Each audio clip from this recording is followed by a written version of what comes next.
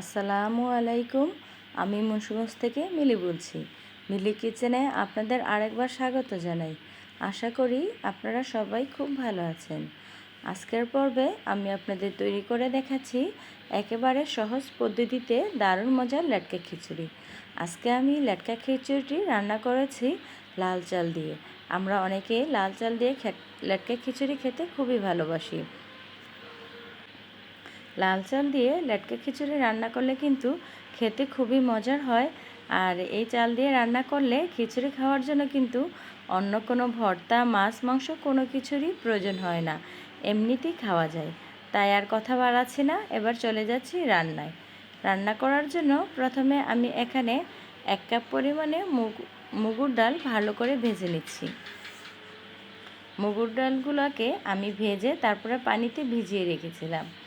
আর এই তো এখানে খিচুড়ি রান্না করার জন্য আমি নিয়েছি লাল চাল আধা কেজি পরিমাণে, সাথে আমি এখানে 3 রকমের ডাল নিয়েছি, মসুর ডাল, মুগুর ডাল, সাথে হচ্ছে মটরের ডাল বা বুটের ডাল। আর লাল চাল কিন্তু এমনিতেই দেখতে একটু কালো কালো লাল লাল মনে হয়। এখানে আমি চালটাকে ভালো করে ওয়াশ করে নিয়েছি, আর ডালগুলোকেও আমি ভালো করে ওয়াশ করে নিয়েছি। খিচুড়ি রান্না করার জন্য চুলায় একটি প্যান বসিয়ে দিয়েছি। প্যানে দিয়ে দিচ্ছি পরিমাণ মতো সয়াবিন তেল। এখানে আমি খিচুড়ি রান্নার জন্য দিয়ে দিচ্ছি 1/2 কাপ পরিমাণে সয়াবিন তেল। তেল গরম হয়ে আসলে এখানে আমি দিয়ে দিচ্ছি 1 কাপ পরিমাণে পেঁয়াজ কুচি। এখন আমি পেঁয়াজটাকে ভালো করে ভেজে নিচ্ছি। এখানে আমি পেঁয়াজটাকে লাইট গোল্ডেন করে ভেজে নেব।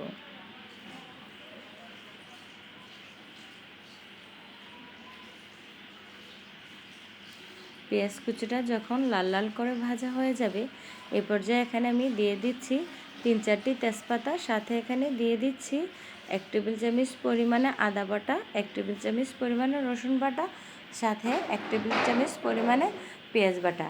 এখানে আমি 3 টেবিল চামচ পরিমাণে আদা, রসুন এবং পেঁয়াজের পেস্ট ব্যবহার করেছি। এখানে কিন্তু আমি আদা, রসুন এবং পেঁয়াজ একসাথে পেস্ট করে নিয়েছি। এখন এই আদা রসুনের পেস্টটাকে একটু ভালো করে ভেজে নিচ্ছি।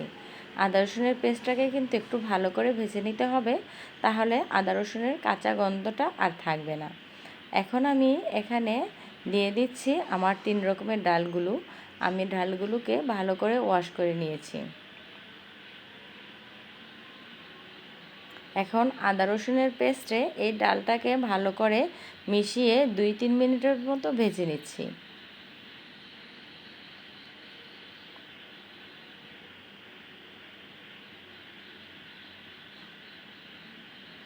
ডালগুলো 2-3 মিনিটের মতো ভাজা হয়ে গেলে এই পর্যায়ে এখানে দিয়ে দিচ্ছি লাল চাল।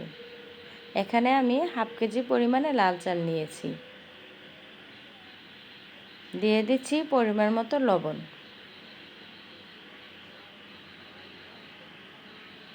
দিচ্ছি 1.5 চা চামচ পরিমাণে হলুদের গুঁড়ি। ঝালের জন্য দিয়ে দিচ্ছি 2 চা চামচ পরিমাণে মরিচের গুঁড়ি। দিচ্ছি 1 চা চামচ পরিমাণে জিরার গুঁড়ি, সাথে দিচ্ছি 1 চা চামচ পরিমাণে ধনিয়ার গুঁড়ি।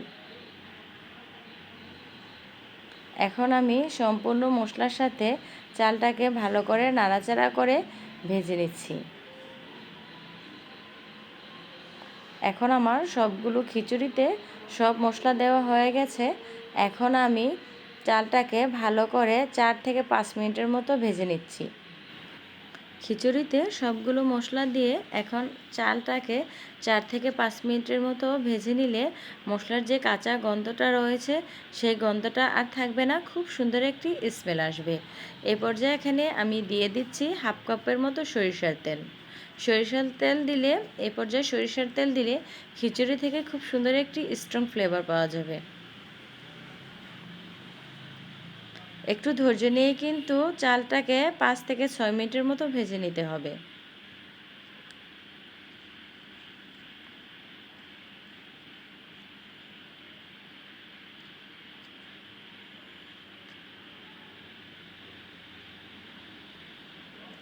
চাল ভাজা ভাজা হয়ে গেলে এখন আমি খিচুড়ি রান্নার জন্য দিয়ে দিচ্ছি পরিমাণ মতো পানি। আমি যেহেতু আজকে লেটকা খিচুড়ি রান্না করছি, তাই এখানে পানির পরিমাণটা বাড়িয়ে দিতে হবে। আমি পরিমাণ মতো পানি দিয়ে এখন খিচুড়িটাকে ভালো করে নাড়াচাড়া করে নিচ্ছি। আর এ পর্যায়ে কিন্তু চুলার হিটটা হাই হিটে রাখতে হবে। হাই হিটে রেখে খিচুড়িতে বলক তুলে নিতে হবে। খিচুড়িতে যখন এইরকমভাবে বলক উঠে যাবে, তখন আবারও খিচুড়িটাকে ভালো করে নাড়াচাড়া করে নিচ্ছি। আর খিচুড়ি 10 মিনিটের মতো আমি হাই হিটে রেখে জাল করে নিচ্ছি। 10 মিনিট পর যখন চালটা এইরকমভাবে একটু একটু করে ফুটে উঠবে, তখন কিন্তু চুলার আঁচটা মাঝারি থেকে লো হিটে করে দিতে হবে। এ পর্যায়ে আমি খিচুড়িতে দিয়ে দিচ্ছি 7-8টি কাঁচামরিচ। তাহলে খিচুড়ি থেকে কাঁচামরিচের খুব সুন্দর একটি স্মেল আসবে। এ পর্যায়ে চুলার হিটটা মিডিয়াম টু লো হিটে রেখে ধীরে ধীরে আমি খিচুড়িটা রান্না করে নিচ্ছি। খিচুড়িটা রান্না করার সময় সেই পুরনো কথাটি আরেকবার বলে নিচ্ছি। আমার আজকের রেসিপিটি যদি আপনাদের কাছে একটুখানি ভালো লেগে থাকে, তাহলে প্লিজ লাইক, কমেন্ট এবং শেয়ার করতে ভুলবেন না। আর আমার আজকের লেটকা খিচুড়ির রেসিপিতে যদি আপনাদের একটুখানিও উপকৃত হয়ে থাকেন, তাহলে প্লিজ সাবস্ক্রাইব করে আমার এবং আমার চ্যানেলের সাথেই থাকবেন। লেটকা খিচুড়িটা কিন্তু এইভাবে রান্না করতে হবে যেন ডালটা সিদ্ধ হয়ে খিচুড়ির সাথে মিশে যায়, তাহলে খিচুড়িটা খেতে খুবই ভালো লাগবে। ডাল যেন ভালো করে সিদ্ধ হয়ে খিচুড়ির সাথে মিশে যায়, সেজন্য ডালটা কিন্তু 3 থেকে 4 ঘন্টা আগে ভিজিয়ে রাখলে ভালো হয়। তাহলে সিদ্ধ হতে খুবই কম সময় লাগবে এবং একেবারে সিদ্ধ হয়ে খিচুড়ির সাথে মিশে যাবে। আপনাদের সাথে কথা বলতে বলতে খুব সহজেই তৈরি করে নিলাম মজাদার লেটকা খিচুড়ি। এই তো খুব অল্প সময়ের ভিতরেই তৈরি হয়ে গেল আমার মজাদার লেটকা খিচুড়ি। খিচুড়িটার ঘনত্ব আমি আপনাদের দেখিয়ে দিচ্ছি। এরকম ঘনত্ব হলে কিন্তু খিচুড়িটা খেতে খুবই মজা লাগে। কথা আর বাড়াচ্ছি না, বিদায় নিচ্ছি। আল্লাহ হাফেজ। আবারও দেখা হবে নতুন কোনো সহজ রেসিপি নিয়ে।